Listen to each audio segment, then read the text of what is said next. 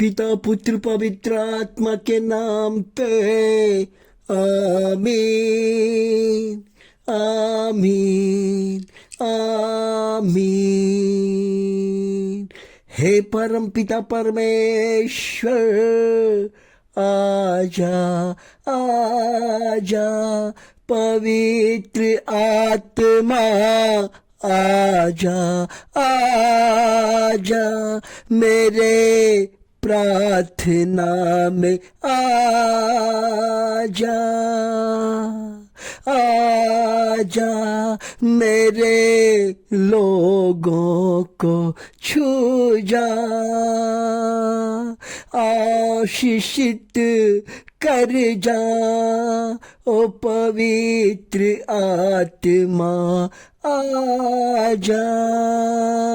धन्यवाद हो पिता परमेश्वर हमारे प्रार्थना में आने के लिए, पवित्र आत्मा हमारे प्रार्थना में आने के लिए, हमें पवित्र आत्मा से भरने के लिए, हमें पवित्र आत्मा का ज्ञान बुद्धि देने के लिए मैं धन्यवाद करना चाहता हूँ। आज के सुबह पिता परमेश्वर आपने कहा है कि मैं तुझे बुद्धि दूंगा, मैं तुझे बुद्धि दूंगा। ये परमेश्वर का वचन है। प्रभु जी आज के दिन के लिए मैं धन्यवाद करना चाहता हूँ। हमारे देश को आजाद कराने के लिए मैं धन्यवाद करना चाहता हूँ। शांति देने के लिए मैं धन्यवाद करना चाहता हूँ। भोजन कपड़ा मकान देने के लिए मैं धन्यवाद करना चाहता हूँ। हमारे शरीर मन को सुरक्षित रखने के लिए मैं धन्यवाद करना चाहता हूँ। हमारे तमाम रिश्तेदार भाई बहन को सुरक्षित रखने के लिए, शांति देने के लिए, इस पर दया करने के लिए, जीवित रखने के लिए मैं धन्यवाद करना चाहता हूँ। प्रभु जी हे परमेश्वर आज के दिन मेरे प्रार्थना में आइए, आइए प्रभु जी। अगर आप नहीं आएंगे तो हम कहाँ जाएंगे। परमेश्वर मेरे प्रार्थना में आके हमारे लोगों को छूइए, उनके मन को, उनके जीवन को, उनके काम धंधे को, उनके हर तरह का बिजनेस को पिता परमेश्वर बदलिए पिता परमेश्वर, क्योंकि प्रभु यीशु मसीह बदलने वाला परमेश्वर है। हालात को, हर चीज को बदलने वाला परमेश्वर है। एक अंधा व्यक्ति जो 38 साल से भीख मांग रहा था, परमेश्वर ने उसे छुआ और कहा खाट उठा और चल। उनका जीवन 38 साल तक नहीं बदला, लेकिन परमेश्वर ने उन आदमी को जो व्यस्तता के कुंड में पड़ा हुआ था, उनके जीवन को बदला है। परमेश्वर कहता मैं तुम्हारे जीवन को बदलूंगा, बस तुम विश्वास करो और विश्वास का फल मैं तुम्हें दूंगा। धन्यवाद पिता परमेश्वर आज के दिन के लिए। मैं तुझे बुद्धि दूंगा कहने के लिए, क्योंकि यह वचन परमेश्वर ने कहा है। श्रोत्रा ग्रंथ अध्याय 32 का 8 कहता है कि मैं तुझे बुद्धि दूंगा। ये बुद्धि क्या होता है, क्योंकि आपका शरीर बुद्धि पे काम करता है।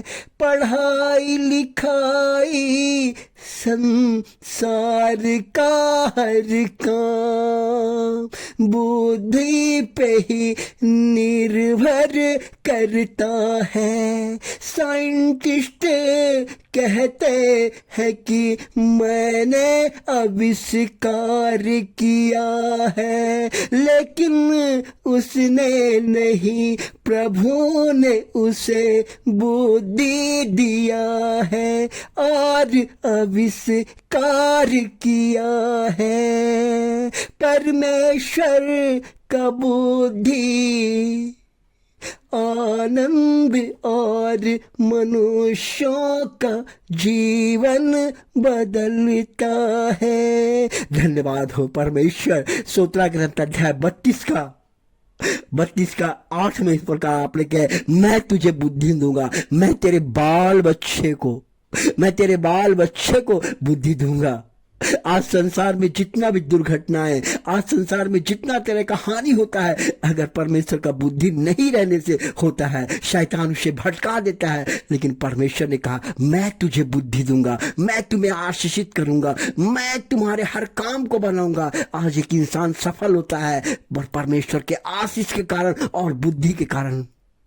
यही फर्क है। इसलिए परमेश्वर कहता है मैं तुम्हें बुद्धि दूंगा और अपनी सारी चिंताएं उसी पर डाल दो, क्योंकि उसको तुम्हारा ध्यान है। सारी चिंता, परमेश्वर कह रहे हैं कि सारी चिंता तुम उसी पर डाल दो।